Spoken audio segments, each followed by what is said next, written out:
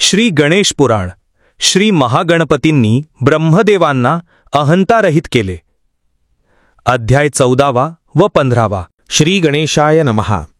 महामुनी सूत म्हणाले, श्रोते हो, भृगु ऋषी सोमकांत राजाला गणेश पुराण सांगत आहेत. ते पुढे म्हणाले, राजा, श्री महागणपतींकडून ब्रह्माजींना विश्वनिर्मितीचे वरदान प्राप्त झाले. त्या दृष्टीने आवश्यक ते सर्व ज्ञानही मिळाले. त्यामुळे ब्रह्माजींना आपण सहजगत्या सृष्टी रचना करू शकतो असे वाटू लागले. तो अभिमान धरूनच ते विश्वाची रचना करू लागले. त्यामुळे त्यांच्या कार्यात सारखी विघ्ने येऊ लागली. भीमकाय, अनेक डोळ्यांची, अनेक मुखांची, अक्राळ विक्राळ स्वरूपाची आणि क्षणोक्षणी भयानक आकार धारण करणारी की विघ्ने ब्रह्माजींना आव्हान देत आणि विकट गर्जना करत त्यांच्या भोवती फेर धरून नाचू लागली. समूहाने आलेल्या त्या विघ्नांमुळे ब्रह्माजी संत्रस्त झाले. काय करावे हेच त्यांना सुचेना. ती विघ्ने त्यांना शारीरिक पेढा देऊ लागली. कोणी त्यांची उघड निंदा केली, कोणी मारहाण केली, कोणी त्यांच्या मिशा उपटल्या, तर कोणी त्यांचे हातपाय बांधले. त्यामुळे ते अत्यंत भयभीत झाले.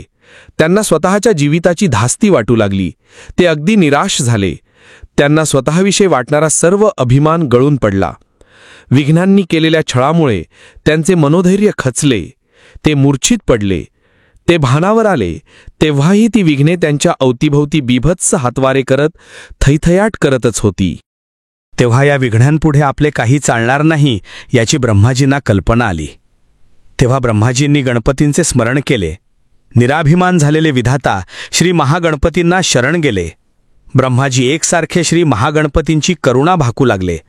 ब्रह्माजींनी गणपतींना विनंती केली व ते म्हणाले, हे देवाधिदेवा, हे विराट स्वरूपी महासमर्था, तुमच्या कृपेने माझ्या ठाई सृष्टीनिर्मितीचे सामर्थ्य आले. तुमच्या आज्ञेनुसार मी निर्मिती कार्याचा आरंभही केला, पण ही विघ्ने त्रास देऊन मला हतबल करत आहेत. तरी कृपा करून यांच्या रूपांनी उभ्या ठाकलेल्या या बाधेचे तुम्ही निवारण करा. माझी लाज राखा, माझे रक्षण करा, माझी उपेक्षा करू नका.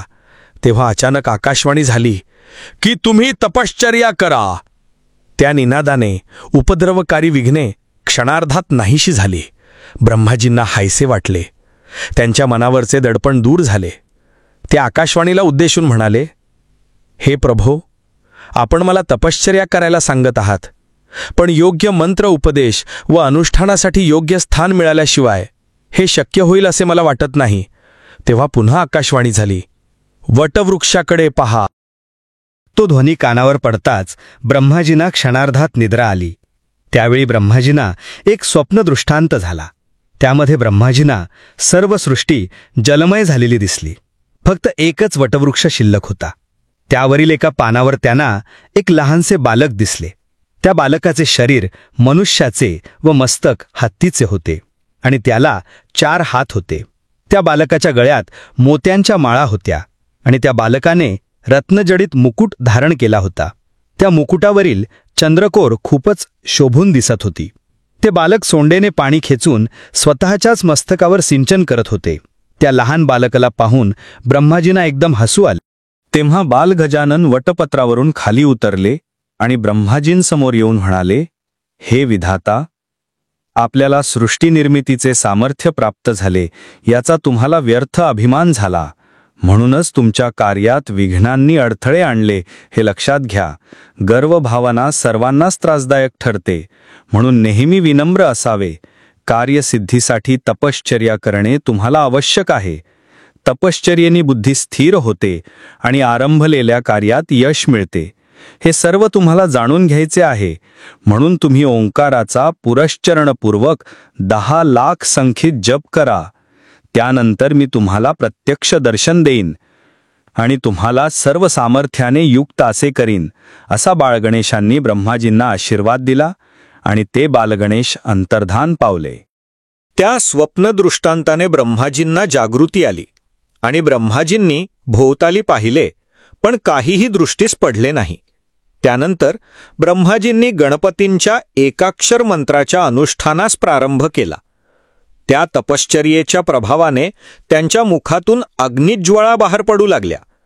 ती उत्कट तपश्चर्या पाहून गणपती प्रसन्न झाले व श्री महागणपतींनी ब्रह्माजींना दिव्य तेजोरूपात दर्शन दिले.